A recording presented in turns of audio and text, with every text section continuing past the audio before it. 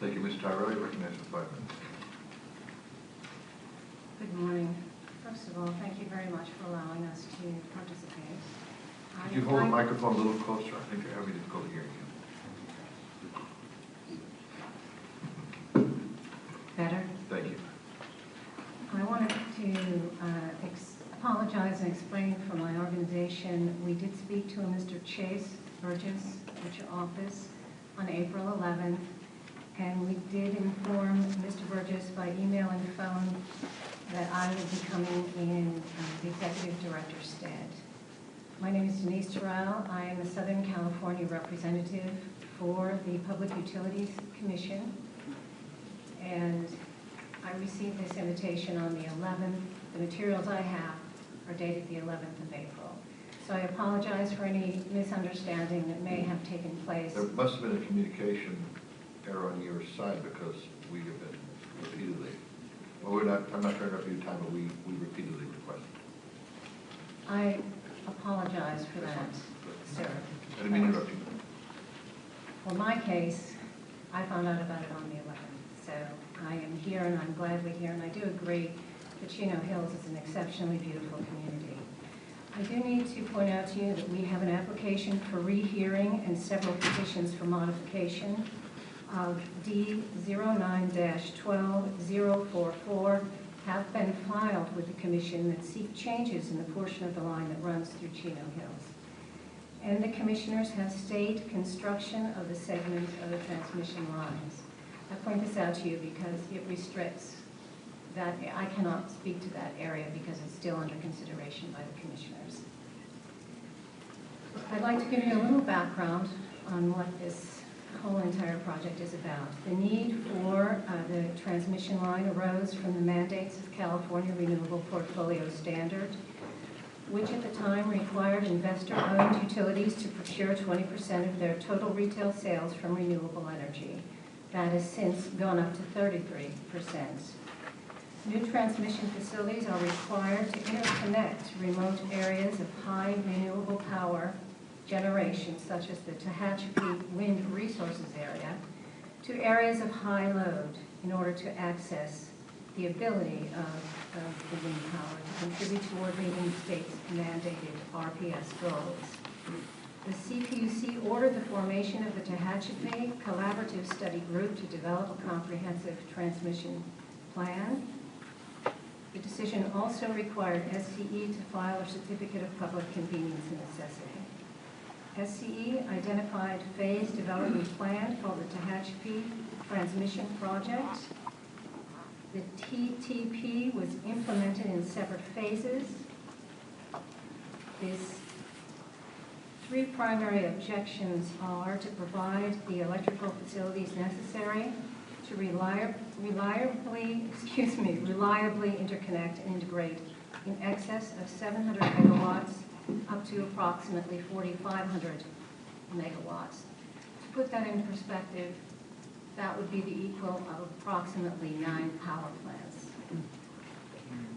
Further, to address the reliability needs of the California Independent System Operator, CAISO, controlled grid due to projected load growth in the Antelope Valley, and address the south of Lugo transmission constraints, an ongoing source of concern in the Los Angeles basin.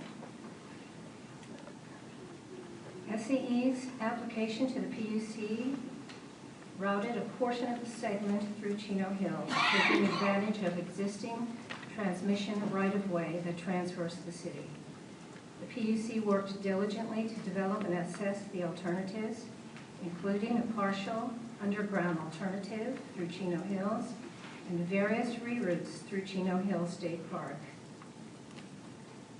The EIR presented a clear comparison of these alternatives to SCE's proposed project and formulated mitigation to reduce the impacts of each alternative. In reaching its decision, the CPUC considered all information presented in the EIR and information presented during the proceedings, including testimony provided by the City of Chino Hills and other parties to the proceeding. In addition, public comments, including opposition expressed by Chino Hills residents, were given thoughtful consideration by the PUC. The PUC's decision followed a long and extensive investigative process and was based on the results of substantial data collection and analysis. The commissioners considered a wide range of issues, including technical, environmental, social, and economic factors. As commonly occurs, not everyone agreed with the decision, but it was clearly based on careful consideration of a significant amount of information, analysis, and testimony. Thank you very much. For the record, and to clear any confusion up, the staff started contacting the CPUC at the beginning of the month, and this nothing to do with you, Mr. Roy. You're just here to testify. We've sent repeated emails. We never received a response. We even sent a formal letter. We never received the truth and testimony from the individual who's going to testify before us, and that's required by the committee rules. So just for the record, I need to state that. I've always had problems with unfunded mandates by government. That's when the government passes a law or makes a rule or enforces some requirement on the private sector, whether it be a business or homeowners.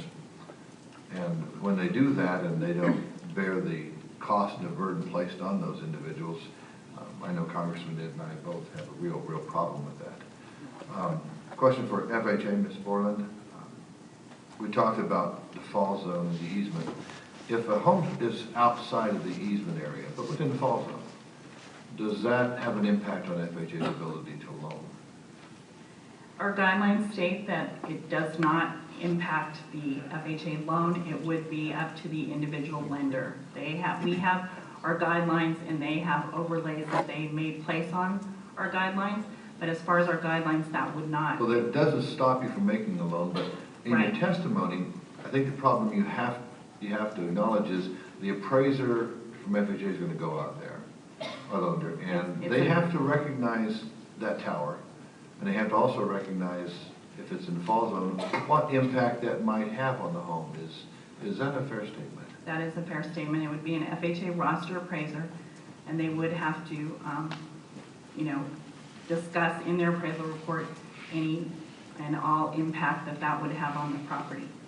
So, even though there might not be a legal preclusion from FHA making a loan, there's most likely a high probability to have an impact on the value of that home, and the impact then would transfer to the lender, who's also going to look at that, and their appraisers might also place additional impact. And that's not an attack. Is that a factual statement?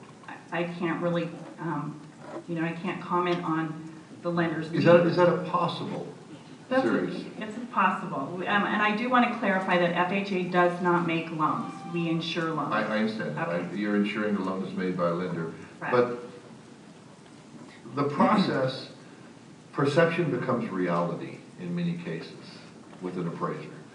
So an appraiser goes on site, and they look at this monster that should be out of some science fiction movie behind the house.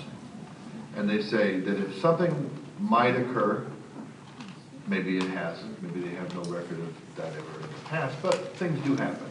If that monster were to tip over, or you had a high wind in an area that caused the line to detach, and that would be also the swing or fall zone, that probably is going to be taken into consideration by some appraiser if they're a qualified appraiser. Is that a fair assumption? That is a fair assumption. Okay. So, although we might say that FHA is trying to do their job because they're trying to service the citizens of this country, but also then they have a liability associated with any loss that might occur for the citizens who pay taxes, and if a loan defaults, the insurance has to come forward, and if there's a situation that's occurring today in the housing market where home values have gone down, and even though FHA has the lowest default rate of any institution, whether it's Freddie, Fannie, or the private sector, the default rate is much lower, there still is an impact today occurring because of just the decline in the market. So it makes me believe that the individuals in this room and in many other cities around California and other states have also experienced a decline in the home values. Now when we go out to have a lender make a loan, the lender goes out with their appraiser and they say this house has already lost X amount of value due to market decline, And then we're gonna look at these towers and say, what additional impact on home value will that tower have on this home? Is that a fair statement, would you say? The appraiser would have to determine what type of impact the high-tension towers would have on a home, or any backing to railroad tracks, siding to a freeway, any external obsolescence, they would have to comment on in their appraisal report. Does FAA require more information about easements up front to ensure the future changes don't impact U.S. taxpayers? We do require that the appraiser specifically comment on whether or not the property is located within the easement. We do require that the appraiser comment on the impact. I'm not sure, you know, how Fannie and Freddie, you know, how they're doing things, but I can only speak to FHA. Yes, and you we do can require only that. speak for FHA, I understand that. I remember, and Mr. Royce, I remember when an individual from New York decided they wanted to change FHA standards, and I introduced an amendment in committee. We were in minority back then for a few years, and we lost. And it put a regional standard for appraisers where you really didn't have any local appraisers. The banks weren't allowed to use their appraisers who really know an area. And I think I introduced a bill 5 months later showing the disaster that's caused, and Ed, my good colleague, voted with me on that. We changed the law. But the problem you have is you have local appraisers who are qualified appraisers, who understand the marketplace, who understand the individuals on those homes and the value of that neighborhood. And the reason this room is full and the standing room outside is full is because those appraisers go out to these homes, and the first thing they do is, like when you drive down Peyton and there's this monster tower, you go, oh my gosh. And an appraiser is going to go out to this home, and they're going to stand in front of the house, and this tower is going to overpower the house that's right behind it. And I just don't believe any reasonable person would assume that that appraiser is not going to take that into consideration. That's not impugning FHA, because you're trying to do your job. And you're trying to provide loans for these good people and make sure the economy can recover. And until the housing market in California starts to turn around, the economy in California is not going to turn around.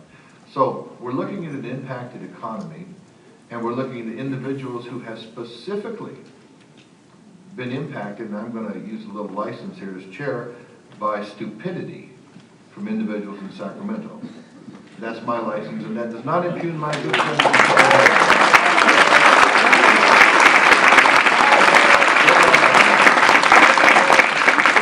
There are some champions out there like Kurt. I'm going to point him out. And I've known this man since I endorsed him to run for city council here in town. So he's a friend of mine. And I know his heart, and I know his actions and his deeds, and he's trying to help these people in this city. The reason Mr. Royce and I are here, we feel the same way. And I'm not going to sit up here and bash Southern California Edison, although I think what they're doing, I don't agree with. But it's an unfunded mandate by government that forces the private sector to do something that impacts these good people. And I'm sitting up here with Congressman Royce, seeing the tears. I'm seeing the passion. And I'm seeing people try to control themselves in a hearing because they understand we're trying to deal with reasonable protocol. It's very hard on them because it's a very passionate issue. And I think it's appropriate that we have this on the record today that, yes, they can make a loan, but is the appraiser going to have an impact on the value? I think the conclusion is without a doubt. And I have far exceeded my 5 minutes, and I would be happy to yield to my colleague, Mr.